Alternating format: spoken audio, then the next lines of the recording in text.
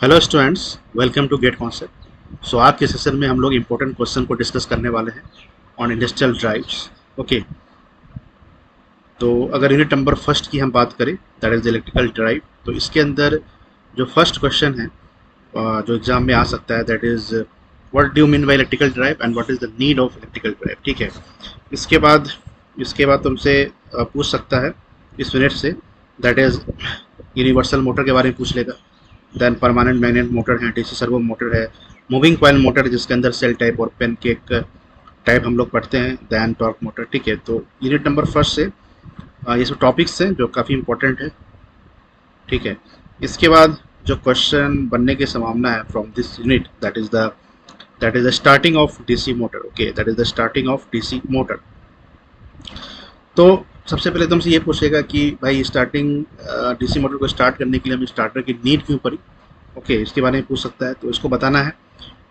फिर इसमें 3 point starter पूछ सकता है, 4 पॉइंट स्टार्टर पूछ लेगा, कोई एक स्टार्टर पूछ लेगा, अगर 2 पॉइंट, 3 पॉइंट और 4 पॉइंट। ठीक है, ये भी पूछ सकता है कि 3 पॉइंट स्टार्टर में जो ड्रॉबैक है वो ये है कि सर स्पीड को हम अगर बढ़ाना चाहें डीसी मोटर के केस में, तो कहीं ना कहीं फील्ड वाइंडिंग के करंट को कम करना पड़ेगा, तभी तो फ्लक्स कम होगा।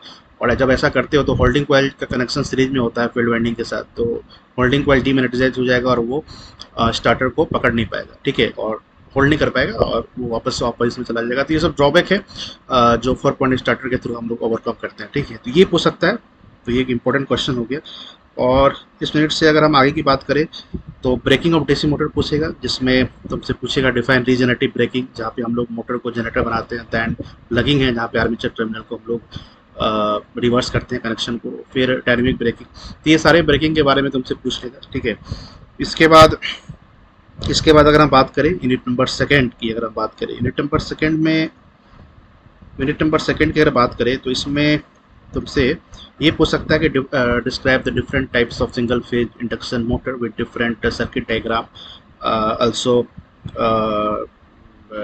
also draw the torque versus speed characteristic in all the types of single phase induction motor. जैसे कि कैपेसिटर स्प्लिट फेज टाइप पढ़ते, sorry resistance split phase type हम लोग पढ़ते हैं।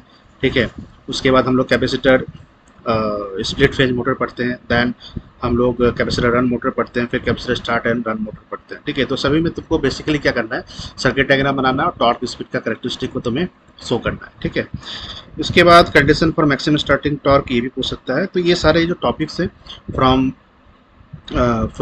यूनिट नंबर 2 इंपॉर्टेंट है। यूनिट नंबर 2 में आगे भी है, जैसे 3 फेज इंडक्शन मोटर भी है। तो 3 फेज इंडक्शन मोटर के अंदर अगर हम बात करें तो इसमें तुमसे जो क्वेश्चन बनने की संभावना है इन इंडस्ट्रियल ड्राइव, वो ये है, just a minute, that is construction वगैरह तो पूछेगा नहीं क्योंकि वो तो मशीन में उन्होंने पूछ ही दिया है। ठीक है, तो इसमें जो संभावना है क्वेश्चन बनने की from 3 phase induction motor, that is starting of induction motor, इसमें पूछ लेगा।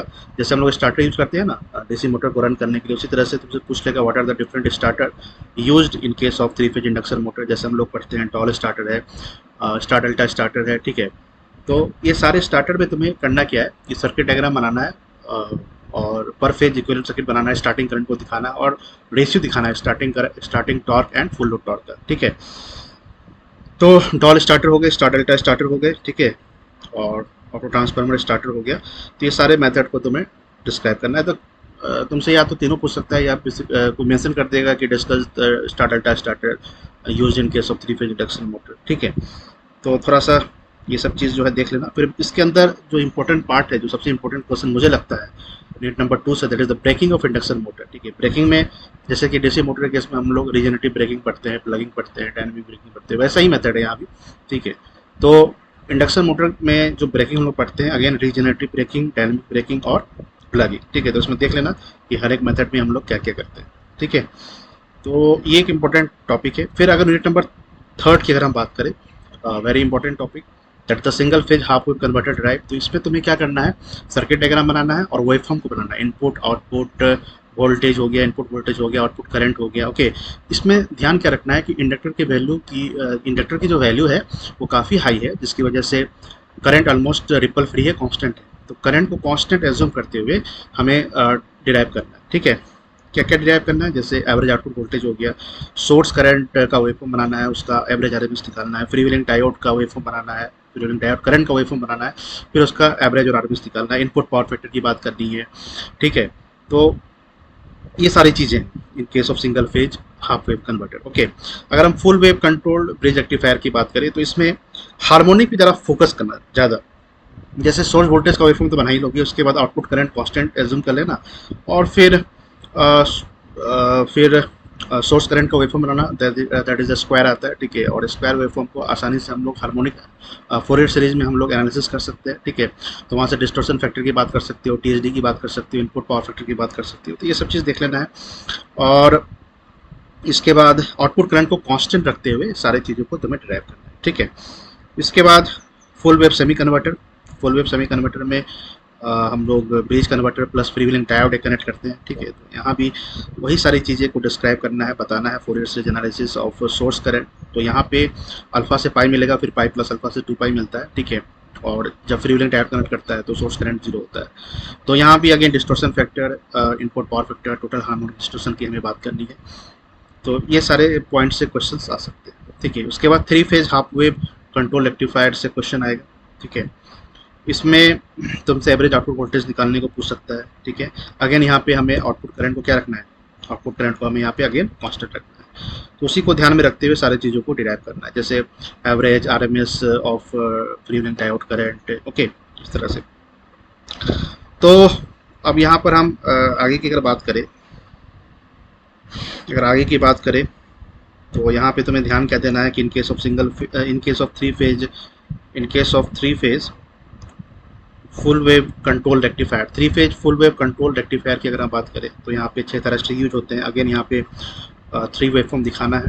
ठीक है, इनपुट का, that is the VAO, VBO, VCO, हर एक जो वोल्टेज 120 डिग्री से लैग करते हुए तुम्हें दिखाना है। ठीक है, उसके बाद 120 डिग्री से एक लेग करेगा और एक 120 डिग्री से लेट करेगा।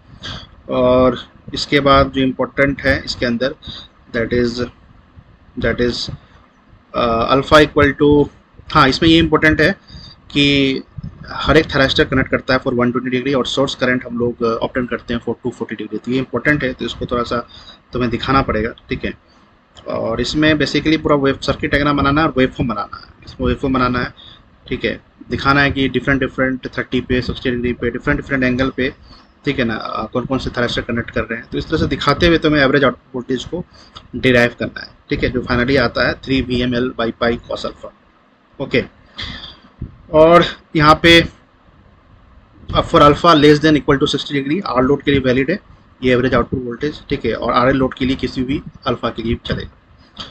और अल्फा ग्रेटर देन अगर 60 है तो आर लोड के लिए अलग फार्मूला आता है। और ठीक है, और अल्फा ग्रेटर देन 60 डिग्री अगर है आर एल लोड के लिए तो वही वाला फार्मूला वैलिड है, that is the 3 VML by pi cos alpha. Okay, तो ये सब चीज़ देख लेना और सोर्स करंट का फोरियर सीरीज भी कर लेना। फिर इसके अंदर जो इंपॉर्टेंट मुझे जो लगता है that is the buck converter and boost converter. Buck and boost converter में तुम सर्किट डायग्राम बनाओगे और इसमें जो तुम डिराइव करोगे that is voltage across the inductor, current across the capacitor, volt second balance, ampere second balance, ripple inductor current, maximum inductor current, minimum inductor current, source current, switch current, उसका average RMS, diode current average RMS, ripple and capacitor output voltage. ठीक है, D के किस value पर ripple maximum होगा। तो ये सारे जो पैरामीटर्स हैं, जो सारे पॉइंट्स हैं, ये तुम्हें डिस्कस करना है।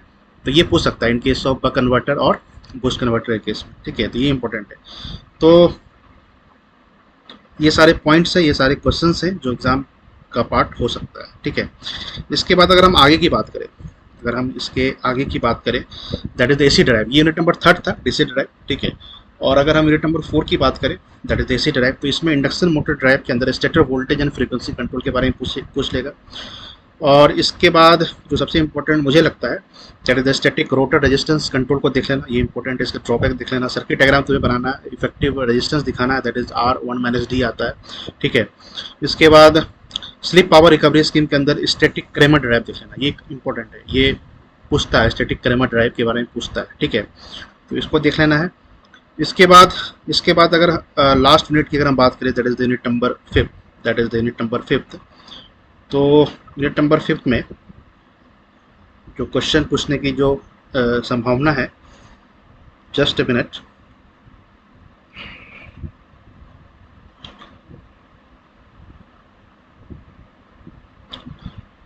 Unit number 5 that is the advance motor control technique है। ठीक है, तो इसमें जो सबसे इम्पोर्टेंट है जो मुझे लगता है, तो इसको देख लेना। जैसे DC motor drive with NEET diagram using microcontroller control. ठीक है, इसको देख लेना, ये इंपॉर्टेंट है, ये एग्जाम का पार्ट हो सकता है। ठीक है, और दूसरा explain AC motor drive using microcontroller control. तो AC motor drive using microcomputer control और DC motor drive using microcontroller control, ये देख लेना फ्रॉम यूनिट नंबर 5, ये इंपॉर्टेंट। ठीक है, तो अब कुछ नया पढ़ने की नीड नहीं है, कल एग्जाम है, तो जितना भी मैंने बताया है बस इसको रिवाइज कर लो कंसेप्ट को। तो ठीक है, all the best, let's crack it. Thank you.